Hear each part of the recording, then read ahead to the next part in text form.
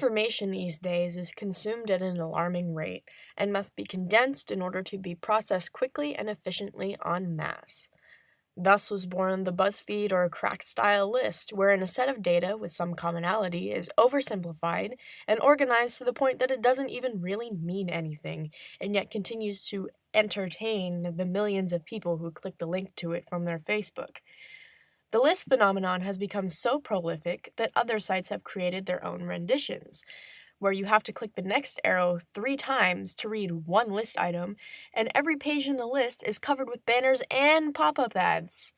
Reading a 10-item list takes about half an hour and generates approximately $3 million in ad revenue. Looking at you, Answers.com. Now, how can hobbies be ruined by the internet? Because what's better than being able to connect with possibly millions of people who share my interests and discuss and collaborate on projects together with them? Absolutely nothing.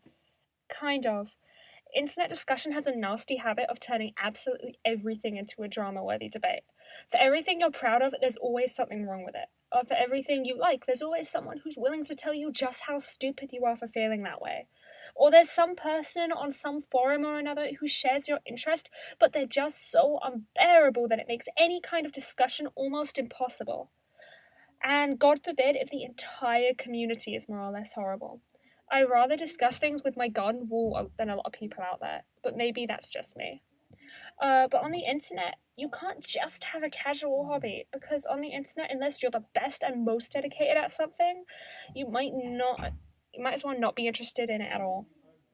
And in a lot of cases, that's exactly what people will accuse you of. Once something hits the relative mainstream on the internet, all discussion on it turns into a competition to decide who did what first, who likes it more, and who knows more trivia, and it's a complete mess. And you'd think that getting a bunch of people who like the same thing in the same space together would be amazing for discussion. But it turns out that the things you liked about something are wrong, and so are you for liking them. Before the internet, there's never been so much infighting within fandom. Well, except maybe in Star Trek.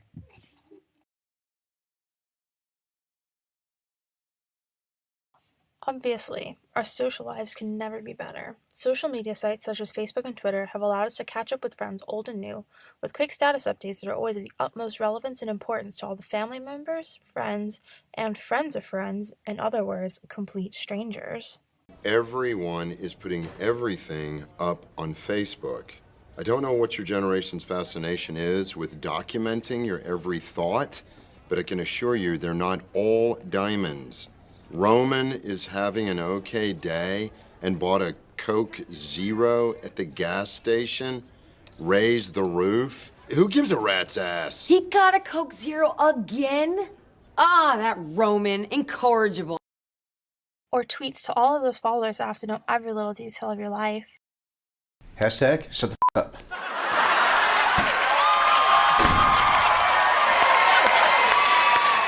And of course, since we can constantly chat and update via smartphone, the dinner table has never been livelier. I know that every family or friend get-together I have is constantly riddled with people on their phones doing whatever it is they want to do in the middle of having a conversation with me. Something that I love oh so very much. So yeah, put down your phone when you're at the dinner table. Or better yet, put down your phone when you're talking to anyone in general. It's just common courtesy. Okay, thanks.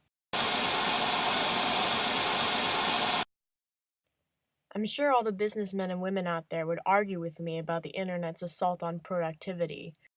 Never before have we been able to simultaneously hold a meeting with a group of people on the other side of the world and issue orders to every single underling under our control.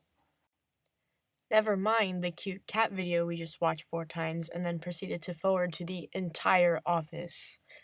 While the internet may have increased our capacity to communicate and work efficiently, we have largely neglected to take advantage of it. Instead, we while away the hours on Facebook, YouTube, Reddit, or whatever life-consuming social media strikes our fancy.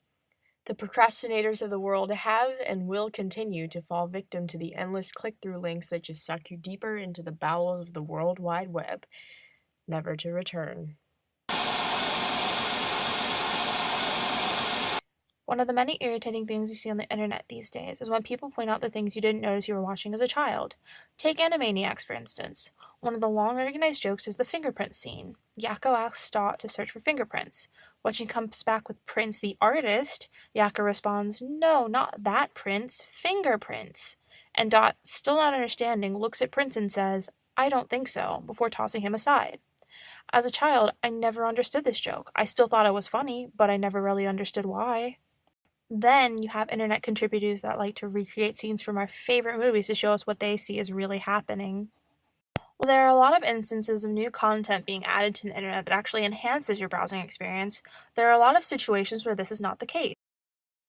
The perversion of users on the internet is unleashed as the power of anonymity allows them to express their innermost desires without fear of society ostracizing them for their unusual tastes.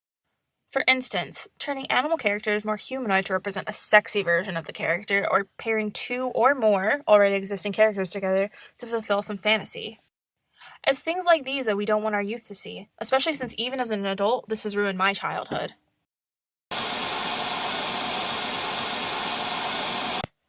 Alright, now, I'm not trying to be funny here or anything, because there's a lot that's been done with activism that's been helped by the creation of the internet.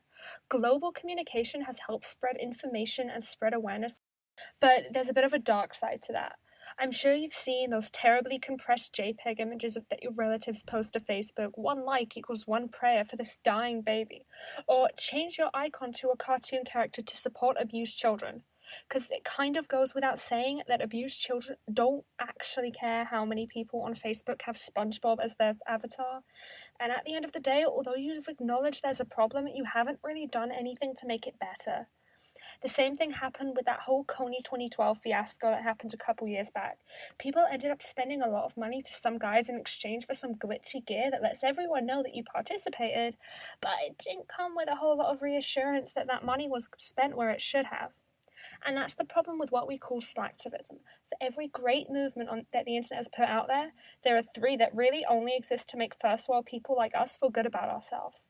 Raising awareness of a problem that has always been a huge part of activism. But with the popularity of social networking and the internet, it's becoming a disproportionately large one. And it may be affecting the amount of money and time that other parts get.